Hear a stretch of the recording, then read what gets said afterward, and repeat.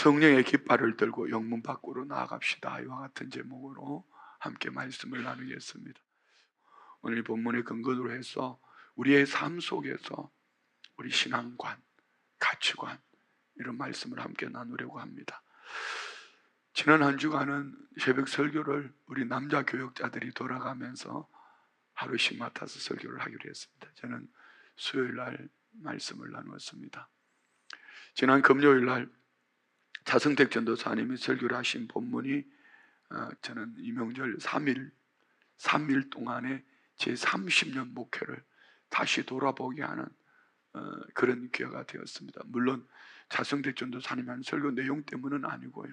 설교 그 본문 속에서 성령님이 제게 이렇게 물으시는 것 같았어요. 너 정말 그렇게 목회하고 있나? 너 정말 그렇게 목회하고 있나? 한번 히브리서 13장 17절 말씀을 한번 봅시다. 제가 이 말씀을 만약에 이날 설교를 했다면 내가 이 말씀을 어떻게 풀어냈을까? 너희를 인도하는 자들에게 순종하고 복종하라. 인도하는 자를 말하면 교회를 말하면은 단임 목사인 저일 수도 있고요, 교구장일 수도 있고 구역장일 수도 있습니다. 제가 여러분들에게 제게 순종하십시오, 복종하십시오 이렇게 말할 수 있을까요? 물론 제 말에 순종하고 복종하라는 얘기는 아닙니다. 제 입술에서 나오는 하나님의 말씀에 순종하고 복종하는 것이 성도들이 가장 축복받는 삶입니다. 그 다음 것 때문입니다. 그들은 너희 영혼을 위하여 경성하기를. 교회의 인도자들, 리더들이 너희 영혼을 위하여 경성한다, 이 말은 잠에 들지 않고 파수꾼처럼 깨어 있어서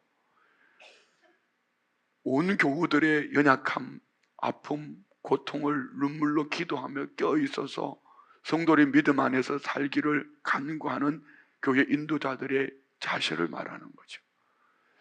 마치 자신들이 청산할 자인 것 같이 하느니라. 그들의 것을 주님, 다시 오실 주님 앞에서 결산하는 것, 결산할 것처럼 그 한 사람 한 사람 그릇되고 연약하고 저 성도가 저렇게 살면 안 되는데 주님 앞에 가서 내가 마치 결산하는 것처럼 그 성도들의 연약함을 끌어안고 밤잠을 자지 아니하며 성도들을 끌어안고 살고 있는가? 그래 할 때에 너 내 말에 순종해, 복종해. 가끔 이런 말씀을 가지고 목회자들이 이렇게 인용하지요. 목사 말을 듣지 않으면은 네 인생길이 별로 안 좋아. 그래서 사업이 힘든 거야. 그래서 가정이 힘든 거야. 이렇게 협박하고 윽박지르는 말들로 가끔 보면은 그런 분들도 없지 않아 있습니다. 물론 목사의 말에 순종하고 복종하라는 얘기는 아니지요.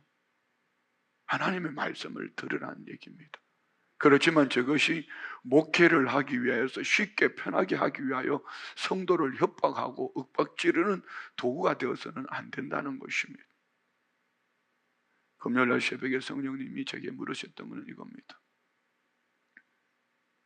네가 정말 깨어 있어서 성도들이 네 말을 듣고 네가 전하는 복음의 말씀을 듣고 순종하고 복종하라고 할 만큼 네가 30년 동안 그렇게 깨어 있어서 목회했냐? 이렇게 물으시는 거예요. 그래서 3일 동안 저는 제 나름대로 다시 한번 제 목회를 돌아보는 과정 속에서 제 삶을 돌아보니 허물투성입니다. 참 성도님들 감사했어요. 참 우리 성도님들 많이 기다려주셨다. 지금도 많이 기다리고 계시고 정말 미성숙한, 어쩌면은 목회 철학을 얘기하지만 그 철학이 과연 주님 보실 때에 그 철학이란 철학을 가지고 내가 살면서 철학을 말했던가, 어쩌면 벌어져야 될 배설불과 같은 입에 마른 철학을 외치고 있지만 과연 그 철학의 삶을 내가 성도님들 앞에 내 말을 듣고 복음의 말을 듣고 순종하십시오, 복종하십시오 할 만큼 그렇게 내가 살고 있나? 그래서 사흘 동안 어쩌면 이 말씀 때문에 제 목회가 다시 지금 오늘 이 시간부터 어쩌면 다시 새롭게 시작되어지는 것처럼 다시 조직 신학을 훌륭한 강사님들을 통하여서 듣고 신앙관을 다시 점이면서 나는 칼빈주의인가 알미니안주의인가, 나는 목회자로서 영성뿐만 아니라 인격이 과연 바로 되어 있는가, 나는 대중을 놓고 설교를 하는가, 대중 앞에서 한 사람이 대화하는 것처럼 이렇게 설교를 하는가, 우리 부교육자들을 한 몸으로 생각하면서 정말 동력자로 가슴에 끌어안고 교육자들과 함께 동력하며 우리 장로님들과 함께 파트너십을 가지고 있는가, 뭐 다양한 것들을 생각하면서 정리를 해보았습니다. 어쨌든 너희를 인도하는 자들에게 순종하고 복종하라. 그들은 너희 영혼을 위하여 경성하기를. 잠에서 깨어있어. 아니 잠을 자면서도 깨어있어. 파수꾼과 같이 그렇게 산다. 이 말씀이 내가 담임 목사로서 성도들의 영혼을 위해서 밤새 보초를 섰는가, 마치 내가 청산해야 될 책임자인 것처럼 그렇게 살았는가, 성도들의 영혼을 볼 때에 그 일을 맡기신 주님 앞에 가서 청산할 것을 알고 내가 그렇게 목회를 하고 있나. 한켠에서는 무거웠지만 한켠에서는 너무 감사했습니다. 이 일은 오늘 13절, 14절에 나오는 성령님의 역사입니다. 성령님이 내 안에 하나님의 자녀로 인쳐주시고 보정하시고 그 성령님이 한 구절 말씀 속에서 깨닫게 하시고 눈을 열어주시니 어쩌면은 달려가야 될 앞으로 남은 목양 사역이 더 기름지고 복된 사역이 되지 않을까, 이런 생각을 해봅니다. 우리가 최근에 새벽 말씀을 통해서 사도행전 그리고 히브리서를 통해서 정말 큰 은혜를 받았습니다. 지금 에베소서 1장에 머물러 있습니다. 에베소서 1장은 에베소서의 핵심이기도 하면서 성경 전체의 핵심입니다. 이 에베소서 1장만 여러분은 확실하게 우리 신앙 안에 가치관과 믿음의 삶을 가지고 있으면요, 우리는 어떤 환경, 어떤 사람, 형편 속에서도 결코 흔들리지 않을 것입니다. 어쩌면 이 에베소서 1장을 가지고 1년 동안 설교를 해도 부족할 만큼 한 단어, 그리고 전체 삼위일체 하나님의 교리, 성부 하나님의 역할, 성자 예수님의 역할, 성령 하나님의 역할, 그리고 이 은혜 속에서 우리는 어떻게 살아내야 되는가, 이는 너무너무 중요한 말씀입니다. 우리 성도님들은 어떤 은혜로 결단하면서 신앙생활을 하고 계시는지요? 지난 주일 설교 때 나눈 말씀처럼 바울 사도의 삶과 복음을 향한 열정을 보면서 우리는 큰 은혜를 받았는데요, 그는 복음 전도 때문에 수많은 고난과 괴로움을 당하면서도 오늘 에베소서에 보면 1장에 보면은 그의 인생 끝자락 복음을 위해서 이렇게 달려갔으면은, 그리고 하나님께 뭔가 기대를 하며 성문 안에서, 영문 안에서 누리기를 원할 터인데 그는 성문 밖으로, 영문 밖으로 달려가면서 오히려 감옥 안에 갇혀서 감격스럽게 그는 찬송하리로다. 하나님 곧 우리 주 예수 그리스도의 아버지께서 그리스도 안에서 하늘에 속한 모든 신령한 복을 우리에게 주시되. 그래서 오늘 설교 제목이 성령의 깃발을 들고 영문 밖으로 나아갑시다. 내가 원하는 안정된 장막, 내가 원하는 안정된 물질, 건강, 그 무엇이 아니라 내게 주신 은혜가 너무 크기 때문에, 너무나 귀하고 복되기 때문에 예수님이 영문 밖으로, 성문 밖으로 나가서 십자가 지신 것처럼 나도 오늘 하나님의 임재가 있는 이 영문 안에서, 성문 안에서, 성전 안에서 안주하고 싶겠지만, 안정된 가정에서, 안정된 직장에서, 안정된 환경 속에서 그렇게 머무르고 싶겠지만, 그리고 그 다음을 기대한다면 우리는 성령의 깃발을 들고 영문 밖으로 나아가야 된다, 이런 말씀입니다. 바울 사도는 어떻게 이렇게 살 수 있었습니까? 에베소서는 크게 6장으로 기록되어진 에베소서를 크게 둘러 나누면 1장부터 3장까지는 무엇을 믿을까입니다. 무엇을 믿을까? 여러분 신앙생활 속에 신앙의 가치관이, 신앙생활이 무료하게 여겨지면은 이 에베소서를 여러분 1장부터 3장까지 깊이 묵상하면서 그 안에서 여러분 성령님의 인치심과 보증 속에서 주님의 은혜를 체험하면 절대로 흔들리지 않습니다. 그리고 4장부터 6장까지는 어떻게 살 것인가, 곧 바울 사도의 삶에 확정되어진 믿음의 가치, 그리고 약속의 말씀, 그것이 바울 사도가 마치 사도행전 20장의 22절로 24절 말씀에 보면은 1, 2, 3차 전도여행을 마치고 예루살렘에 보고를 하려고 할 때에 성령의 사람들이 가지 마라, 가지 마라, 거기 가면 환난과 결박이 있단다, 가지 마라고 말릴 때에 나는 생명조차 조금 더 귀한 것으로 여기지 않고 간다 외치는 겁니다. 그에게 도대체 무엇이 있었기에 그는 이렇게 외칠 수가 있었을까? 그래서 오늘 사도행전 본문 1장에서는 우리는 무엇을 믿는가, 무엇을 믿는가. 1장에서는 삼위일체 교리, 참 중요한 말씀입니다. 에베소서의 핵심이기도 하며 성경 전체의 핵심이기도 하며, 여기서 이단이 나오고 여기서 많은 사람들이 실족합니다. 그러나 반대로 여기에서 성령의 인치심과 보정하심을 확실하게 받은 성도는요, 어떤 사람 환경 앞에서도 요동하지 않아, 교만할 수가 없어요. 내라고 내가 이렇게 말할 수, 이 은혜를 알고 나면은 그 앞에서 감격하며 찬송하리로다, 이렇게 살아갈 수밖에 없습니다.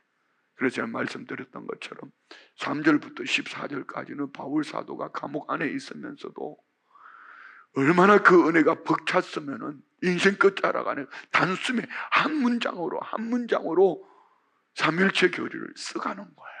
이것이 오고 가는 세대 속에 교회의 역할, 교회의 사명, 교회의 가치관, 교회라는 것은 우리 성도들을 말하는 겁니다. 각 사람 안의 역할, 각 사람 안의 가치관, 각 사람이 어떤 신앙관을 가지고 살아야 되는가, 무엇을 믿는가, 너무 중요한 말씀입니다. 3절로 4절에는 성부 하나님의 만세전에 창세전에 선택하시고 예정하시고 선택하시고 오늘 저와 우리를 그 은혜의 자리로 인도해 주셨다. 데살로니가후서 2장 13절로 14절 봅시다.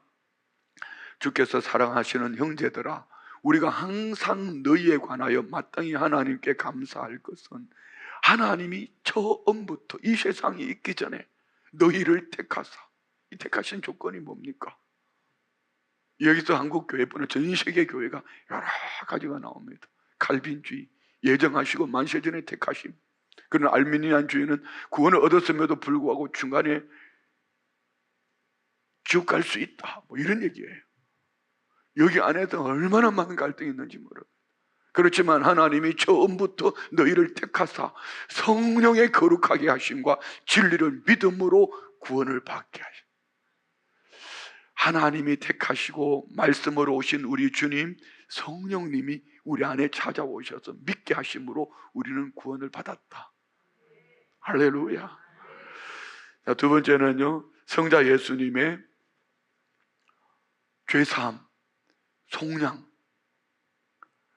죄값을 치르시고 십자가 지신 주의 구속하심. 7절로 12절에 있는 말씀이죠. 예수님이 십자가에서 생명을 내어놓으시고 희생하심으로 말미암아 죄와 허물로 죽었던 우리, 죄에 놓였던 우리에게 하나님은 값을 치러주셨다.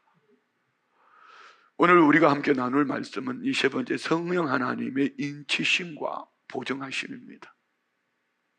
어떻게 우리가 하나님의 자녀가 되었는가?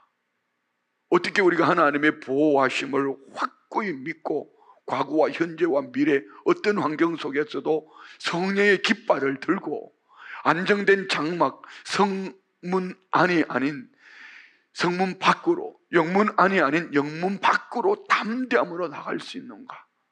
여기는 성령님의 인치심과 보정이 있다는 말씀입니다. 오늘 우리 본문 다시 한번 봅시다.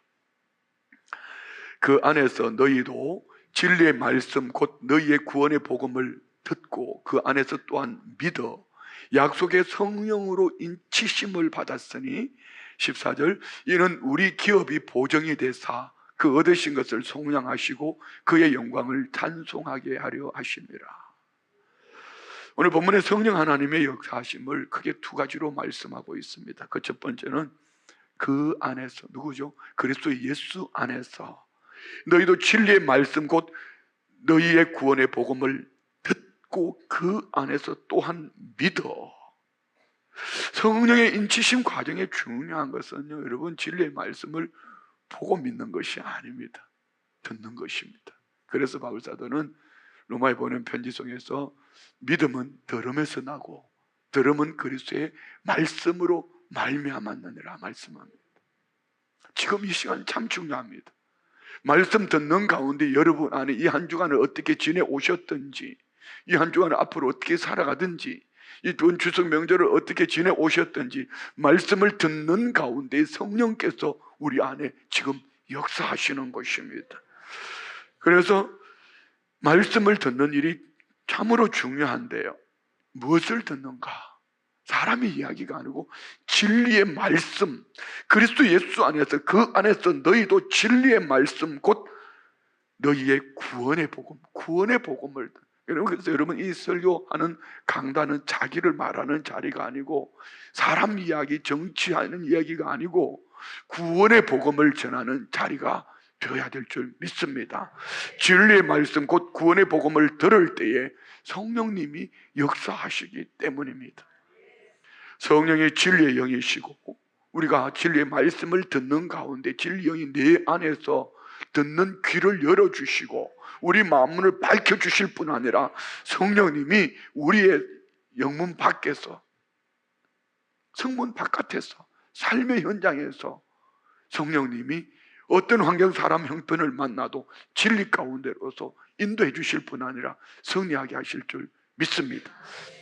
우리 주님이 우리는 요한복음 14장, 15장, 16장을 성령장이라고 말합니다. 14장, 15장, 16장에서 여러분 성령에 대해서 확신을 가지고 읽어보면요, 성령 하나님이 깨닫게 해주시는 은혜가 참 많을 겁니다. 그 가운데 오늘 이 말씀에 비춰보면 요한복음 16장 12절로 13절 말씀에 보면은요, 내가 아직도 너에게 이럴 것이 많으나 주님이 나 조금 있으면 간다. 제자들이 낙심하는 거야.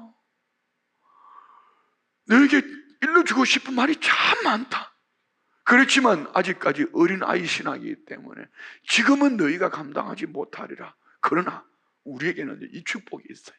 그러나 진리의 성령이 오시면, 우리에겐 진리의 성령이 오셨어요. 그러나 진리의 성령이 오시면 그가 너희를 모든 진리 가운데로 인도하시리니 그가 스스로 말하지 않고 오직 들은 것을 말하며 장래일을 너희에게 알리시리라. 할렐루야. 진리의 성령이 지금 우리 가운데 오셨어요. 내 안에 오셨고 우리 안에 찾아오셨어요. 진리의 성령님이, 진리의 복음 하나님의 말씀을 듣는 저와 우리를 진리 가운데로 인도해 주시는, 단순하게 성문 안에서, 영문 안에서 오늘 우리 너 성령 받아서 평안하게 잘 살아 이것이 아니고, 하나님은요 구약 성경에 심판하실 때는 얼마든지 재앙을 통해서 심판하십니다. 그렇지만 하나님의 구원은 진리의 성령의 인도하심을 받은 성령의 사람을 통하여서 역사하십니다. 여러분에게는 진리의 성령이 누구를 통해 찾아오셨습니까? 저는 제 아내를 통하여 진리의 성령이 제게 찾아오셨습니다. 하나님은 오늘 성령의 사람을 들어서 땅끝까지 복음이 증거되어지기를 원하시고, 우리 주님 다시 오실 때는 복음이 땅끝까지 전해졌을 때 오신다 했습니다. 지금 주님 오시기에 가장 가까운 때입니다. 여러분 안에 진리의 성령이 함께 하십니까? 그러면 우리는 성문 안에서 나의 안주하는 삶, 나만을 위해서 단순하게 교회 와서 은혜 받았어 이런 차원이 아니라는 얘기지요. 험악한 세상 속에서 오늘 성문 안에서, 교회 안에서, 이 영문 안에서 받은 은혜를 삶의 현장으로 나아갈 때, 진리의 성령이 이끄시는 대로 나아갈 때 그곳에서 하나님은 하나님 되심을 나타내 보이시겠다, 이런 말씀입니다. 곧 하나님의 말씀, 진리의 말씀을 들을 때에 성령의 인치심의 역사가 우리의 마음 안에 일어나므로 하나님께서 우리 일을, 하나님의 이 선한 역사를 이루기 위하여 저와 우리를 도구로 사용하심을 믿습니다. 두 번째, 약속의 성령으로 인치심을 받았으니 이는 우리 기업의 보증이 되사. 인치심이라는 것은요, 도장, 지금으로 말하는 사인입니다. 이런 도장 아무렇게 찍었다가 어려움 당한 분들 많죠? 사인, 너하고 나하고 친분이 있기 때문에 사인했다가 큰일 납니다. 그런데 성령님이 인쳐주셨대. 내 안에, 우리 안에. 너는 내 거야. 내가 너를 택정하여 불렀나니 너는 내 거야. 너는 내게 보배롭고 존귀한 자야. 물이 침몰하지 못할 거야. 불이 사르지 못할 거야. 이유는 무엇입니까? 우리 고린도전서 12장 3절 말씀 볼까요? 진리의 성령이 우리 가운데 오셔서 뭘 하셨습니까? 그러므로 내가 너에게 알리노니 하나님의 영어로 말하는 자는 누구든지 예수를 저주할 자라 하지 아니하고, 또 성령으로 아니하고는 누구든지 예수를 주시라 할 수 없는 일. 성령님이 내 안에 계셔서 예수님을 주라고. 마태복음 16장에 보면은 베드로의 신앙 고백, 주는 그리스도시요 살아계신 하나님의 아들이시니다, 이 고백을 할 때에 주님이 너무 기뻐하셨어요. 기뻐하시면서 뭐라고 말씀하셨어요? 바요나 시몬아, 이것을 내게 알게 하니는 네 혈육이 아니다, 지식, 네 머리, 네 공부, 경험이 아니다, 하늘에 계신 내 아버지시니, 그 성부 하나님 아버지께서 성령으로 내 안에 찾아오셔서 인쳐주셨다, 이런 말씀입니다. 성령으로 우리는 주를 주로 고백하게 하신 줄 믿습니다. 그래서 성령님이 내 안에 사인을 해버렸어요. 하나님께서 우리 각 사람 안에 성령으로 이 목사는 내 거야, 건드리지 마라. 그리고 뭐라고 말씀합니까? 우리 기업의 보정이 되사. 기업의 보정, 보정이라는 단어 헬라어로 아라온이라고 하는데요, 법률적으로 상업적인 용어입니다. 무엇을 사기 위해서 보증금을 지불하면은, 아직까지 여러분 예를 들어 집을 사는데 보증금을 지불하고 나면 아직 그 집에 들어가 살지는 않아도 이제 나머지 잔금을 치르면 그건 내 것이 되는 것입니다. 보증금이 계약 관계 속에 있는 동안은 어느 누구도 그것을 뺏을 수가 없습니다. 다시 말씀드리면은 성령님이 우리의 기업, 우리 기업의 보정이 되셨다. 하늘나라 상속자로 성령님이 이미 보증금을 지불하셨기 때문에 어느 누구도 하늘나라 생명책에서 우리 이름을 지울 수가 없다, 이런 말씀이에요. 무엇을 통해서 보증하셨습니까? 그리스도 안에서 성령이 인치심으로 말미암아 보증하신 줄 믿습니다. 그래서 하나님께서 우리의 구원을 이루기 위하여 열정과 열심히 우리 안에 계신 성령으로 사인하시고 도장을 찍으시고 성령으로 보증하셨기 때문에 어떤 것으로도 우리를 뺏어갈 수가 없습니다. 믿으십니까? 그래서 우리 인치심, 오늘 23절 14절 말씀은요, 어떤 분이 이렇게 설교를 해요. 복음을 듣고 믿고 성령이 찾아오셔서 순종. 여러분, 이거 틀린 얘기예요. 헬라 언어를 보면은요, 듣는 것과 믿는 것과 성령의 인치심과 보정하심이 같이 이루어지는 거예요.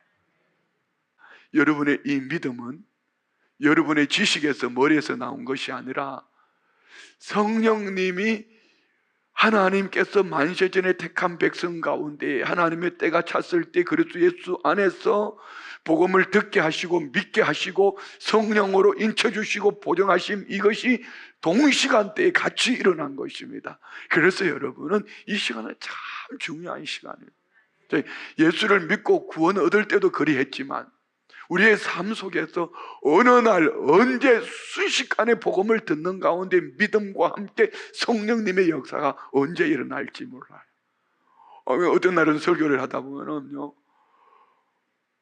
성도님들이 막 고개를 숙여 있어요. 그러나 보면 울고 앉은 분들이 많아요. 그런데 또 한쪽편에서는 그렇게 은혜스럽게 눈물로 감격스럽게 예배하고 있는데 한쪽에서는 개코야 날 살려라 하고 주무시는 분도 없지 않아 있어요. 예, 괜찮아요. 어느 날 성령님이 복음을, 진리의 말씀을 들을 때에, 할렐루야, 성령님이 내 안에서 믿음의 역사를 이루어 가시는데요, 보증하시고 인치신 역사가 순식간에 우리 삶 속에서 생각이 바뀌고 가치관이 바뀌고 그렇게 살아갈 수 있도록 역사하심을 믿으시기 바랍니다. 이런 삼위일체 하나님의 구원 역사에 대해서 우리 자세는 어떻게 해야 되는가? 결론 부분이에요. 우리 한번 6절과 12절, 14절 성부 하나님의 역사 속에 6절, 이는 그가 사랑하는 자 안에서 우리에게 거저 주시는 바 그의 은혜의 영광을 찬송하게 하는, 그 은혜의 영광을 찬송하게 하는 것. 그러면 성자 예수님으로 말미암아 우리는 어떻게 해야 될까? 12절 봅시다. 이는 우리가 그리스도 안에서 전부터 바라던 그의 영광의 찬송이 되게 하려 하시고. 그럼 오늘 본문에 나오는 성령의 인치심과 보정하심은 14절에 어떻게 하라고 그랬죠? 이는 우리 기업이 보정이 돼 그 얻으신 것을 속량하시고 그의 영광을 찬송하게 하려 하심이라. 곧 우리는 우리를 구원하시는, 만세전에 택하시고 예정하시고 때가 되어서 우리를 불러주신 성부 하나님의 역사와 성령 하나님의 속량, 죄 사함의 은혜와 성령 하나님의 인치심과 보정하심 앞에 우리는 한마디 이겁니다. 그의 영광을 찬송하게 하려 하심이라. 이것이 성부, 성자, 성령의 역사하심으로 구원 얻은 성도들의 삶을 말하는 거예요. 자, 그러면 이것을 우리가 새벽에 나눈 히브리서 13장 말씀 속에서 구체적으로 그 영광을 어떻게 찬송하며 살아가는가? 히브리서 13장 15절 말씀 보시겠습니다. 그러므로 우리는 예수로 말미암아 항상 찬송의 제사를 하나님께 드리자. 자, 이 항상이라는 단어를 여러분이 초점을 맞춰요. 쉴만한 물가 푸른 장정화로 가기 위해서는 때로는 가시밭도 지나가야 됩니다. 때로는 골짜기도 지나가야 합니다. 때로는 험악한 꼴도 봐야 합니다. 바울사도처럼 말입니다. 그런데 우리는 예수로 말미암아 항상 찬송의 제사를 하나님께, 항상 찬송의 예배를 어디에요? 오늘 성문 안에서, 영문 안에서 좋은 환경 속에서 나만 누리자, 이것이 아니라 어디로요? 어떤 환경, 사람 형편 속에서도 하나님께 드리자. 이는 그 이름을 정언하는 입술의 열매니라. 자, 이 말씀을 구체적으로 예수님은 어떻게 영광의 찬송이 되셨나? 12절에 말씀합니다. 히브리서 13장 12절. 그러므로 예수도 자기 피로써 백성을 거룩하게 하려고 어디로요? 성문 밖에서 고난을 받. 자, 여러분 이 말씀 잠깐 올려놓으세요. 구약의 제사 제도를 인하여서 이렇게 말씀을 나누는데, 구약의 제사 제도는요, 이런 겁니다. 번제를 드립니다. 번제를 제물을 가져와서 제물에게 안수하고 이제 제물을 뼈마디 꺾어서 불로 태우는데 그 피를 가지고 대제사장이 지성소 안으로 들어갑니다.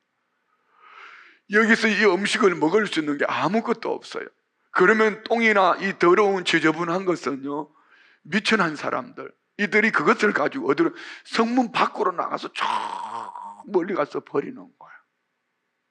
자, 이 말씀 속에, 12절 말씀 속에는요, 복음의 진리의 무수한 말씀에 우리에게 주시는 은혜가 담겨 있어요. 우리 주님이 성문 안에서 대제사장이, 내가 대제사장이야, 이렇게 해가지고 그 피를 가지고 두려움과 떨림으로 나아가는 영광을 받는 하나님의 임재가 있는 그것이 아니란 얘기입니다. 자기 피로서 주님은 모든 인류의 죄를 씻어주시고, 마치 미천한 자가 그 똥, 제물로 드릴 수 없는 똥이나 지저분한 것을 가지고 성문 밖으로 나가서 버리는 것처럼 우리 주님이 성문 밖에서 고난을 당하셨다. 다시 말씀드리면 우리에게 쉽게 적용해 볼게요. 1천만 그리스도인 가운데에 진짜 하나님을 믿는 사람은 얼마나 될까? 이 말씀 속에서 진단이 되어집니다. 신앙생활 속에 나만을 위한 부요함, 건강, 물질, 우리 자녀, 내가 원하는 어떤 바운더리를 만들어 놓고 우리 교회라는 이름으로, 우리라는 이름으로 이렇게 살아가면은요, 거기는 안정된, 성문 안은 안정되어 있습니다. 가족들이 있습니다. 함께 머물러 있습니다. 성문 안에 있으니까 지켜지는 은혜도 있습니다. 그렇지만 그 안에서는요, 주님의 영광이 없습니다. 주님은 저와 우리를 구원하시려고 이 땅에 육신의 몸을 입고 오셔서 얼마든지 하나님으로서 누릴 수 있습니다. 얼마든지 12영이나 되는 천사를 부릴 수도 있습니다. 그렇지만 주님은 성문 안에서, 영문 안에서 하나님으로서, 창조주 하나님으로서 누리는 삶을 사신 것이 아니라 성문 안에서 만나지는 그 영혼들을 위하여서, 그 영혼들을 바라며 성문 밖으로 나가서 십자가 지시고, 우리가 할 수 없는 일들을 성문 밖에서 우리 주님이 십자가 지심으로 저와 우리는 구원을 얻은 줄 믿습니다. 이 은혜가 오늘 우리는 이 성전 안에 모인 거예요. 이 은혜로 말미암아 우리는 하나님을 아빠, 아버지라 부르짖는 것입니다. 이 은혜로 말미암아 우리는 그 영광의 주님을 찬송하는 것입니다. 그러면 우리는 여기 안에서 머물러 있어야 될까? 오늘 이 모임은 어떤 모임일까요? 이 모임 속에 우리는 하나님의 영광, 임재 속에 들어가서 우리의 삶은 어때야 될까? 그 다음 절이 말씀합니다. 우리 한번 봅시다. 13절, 14절. 그런즉 우리도 그의 치욕을, 우리가 주님이 지신 십자가 질 수 없어요. 주님이 지신 그 십자가로 말미암아 우리 각 사람에게 맡겨주신 십자가를 지고 영문 밖으로 그에게 나가자. 왜 그에게 나가죠? 우리 주님이 보시는 곳, 우리 주님이 원하시는 곳. 예, 어떻게 유아청 선교사님은 회교권으로 갈 수 있었을까요? 지난주에 우리 유은창 장로님이 간증하셨던 것처럼 노부모님이 계시고 아직 결혼하지 않은 새 자녀가 한참 부모의 사랑이 필요한 자녀들이 있는데 어떻게 갈 수 있었을까요? 다시 한번 말씀 올려주실래요? 우리 같이 한번 읽어요. 그런즉 우리도 그의 치욕을 짊어지고 십자가의 그 은혜와 그 사랑을 짊어지고 어디로요? 영문 밖으로. 내가 안정되어 있는, 내가 누리는 그 삶이 아니라 주님이 기다리시는, 주님이 그 영혼을 바라보시는 그곳으로 나아가자. 자, 여러분, 우리 교회가 10월 22일이면은 새생명 축제로 합니다. 뭐 이름 적어내고 몇 마디 기도하고 그거 아닙니다. 영문 밖으로 나아가야 합니다. 그를 찾아가야 합니다. 거기는 치욕스러울 수도 있습니다. 침뱉음을 당할 수도 있고 조롱당할 수도 있습니다. 그렇지만 우리가 성령의 인치심을 받고 보정되어진 하나님의 사람으로 그들에게 복음을 전할 때 성령께서 복음을 듣는 가운데 그들 안에 믿음으로 역사하실 것을 믿습니다. 우리는 치욕을 짊어지고 내가 원하는 안정된 장막, 내가 원하는 사업, 물질, 건강, 이것이 우리가 마치 보장되는, 우리의 위로는 영원한 하나님 나라에서 받을 줄 믿습니다. 요한계시록 21장에 그 눈물을 닦아주시며, 왜요? 이 땅에서 성문 밖에서 영문 밖에서 지옥을 짊어지고 복음으로 인하여 눈물로 믿음으로 달려간 그 성도의 하나님은 눈물을 닦아주시며 하늘 칭찬 상급으로 함께 하심을 믿습니다. 그렇습니다. 왜 영문 밖으로 나아가야 합니까? 그곳에 주님의 바라보심이 있고, 그곳에 주님의 마음이 있고, 그곳에 주님의 뜻이 있기 때문입니다. 영문 밖으로 그에게 나아가자. 예수님이 바라보시는 곳, 예수님이 기다리시는 곳, 영문 밖 재버리는 곳, 영문 밖 배설물 버리는 그곳, 예수님이 거기서 고난을 받으셨습니다. 그리고 우리는 그의 능력을 지고 영문 밖으로 그에게 나아가자. 주님이 어디 계시는가? 히브리서를 보면서 1장부터 18장 18절까지는 탁월하신 예수 그리스도. 히브리서 시작은 예수님으로 시작합니다. 그렇지만 히브리서 뒷부분은 주님이 어디에 계시는가? 그 주님이 어디에 계시는가? 영문 밖에, 삶의 현장에, 버려진 그곳에, 아무도 가기 싫어하는 그곳에 그 한 영혼을 바라보며 주님은 그곳에 계시니 너희들도 그 주님의 마음을 품고 그것으로 가라, 이렇게 말씀. 너 혼자 가는 거 아니야. 성령의 깃발을 들고 가. 성령의 깃발을 들고 가. 성령의 깃발. 할렐루야. 말씀 마칩니다. 우리 예배의 완성은 하나님의 임재가 있는 이 성전 안이 아닙니다. 하나님의 임재가 전혀 없고 사람의 관심도 없는 영문 밖, 성문 밖, 어느 누구도 마음 두지 않는 그곳 말입니다. 거기에 주님이 계신다면, 장구한 도성은, 장엄한 잘 지어진 예루살렘 성전이 아닙니다. 성전 안이 아니란 얘기입니다. 영문 밖, 장구한 도성이 없습니다. 이 예루살렘도, 예루살렘 성도, 여러분의 장막도, 여러분의 육신의 장막도 언젠가는 다 무너질 것입니다. 영원한 장구한 장막은 하늘나라에 있습니다. 우리는 그 나라에서 상급을 바라보면서 오늘을 살아내셔야 합니다. 여기에는 우리 지식으로, 우리 경험으로, 우리 노력으로는 절대로 할 수 없습니다. 성령님 내 안에 찾아오셔서 인쳐주셨습니다. 보증하고 계십니다. 성령님이 진리 가운데로 우리를 인도해 주십니다. 성령님이 내 안에 오셨습니다. 성령님이 내 생각을, 예수의 말을, 내 삶을 주관하셔서 영문 밖에서 영광의 찬송을 부르게 하심을 믿습니다. 우리 다 같이 일어나셔서 우리 믿음으로 고백합시다. 허무한 시절 지날 때, 시절 지날 때, 기쁜 한숨에 쉴 때, 그런 풍경 보시며 안식하는 분, 그와 같이 너희를 버리지 않고 그와 같이 너희를 버려두지 않으니, 우리 주님 우리와 영원토록 함께 하시고 성령으로 인쳐주셨고 보정하셨습니다. 성령이 오셨습니다. 오셨네. 성령이 오셨네. 언제요? 내 주에 보내신 성령이 오셨네.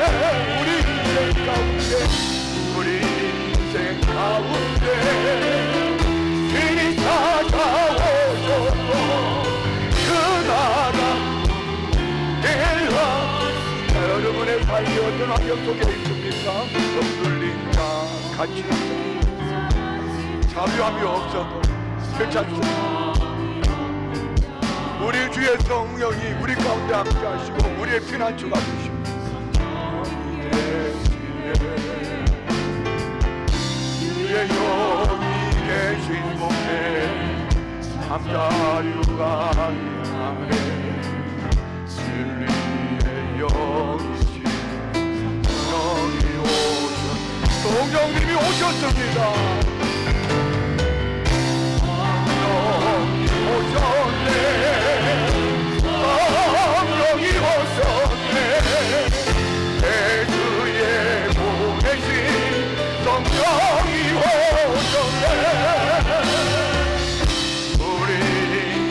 가운데 이리 찾아오셔도 그 나라 궁극에 다시 한번 성령이 오셨네 믿음으로 고백합니다 성령이 오신 어디에 오셨습니까 성령이 오셨네 대그에 보내신 성령이 오셨네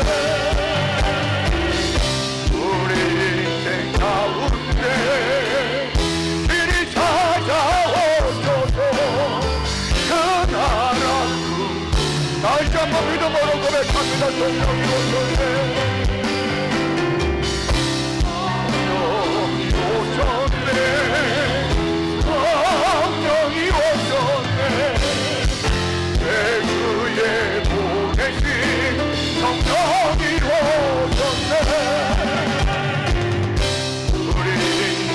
가운데 길이 찾아오셔도 그 나라 궁극에 와주신 다같이 말씀을 생각하며 합심으로 기도합니다.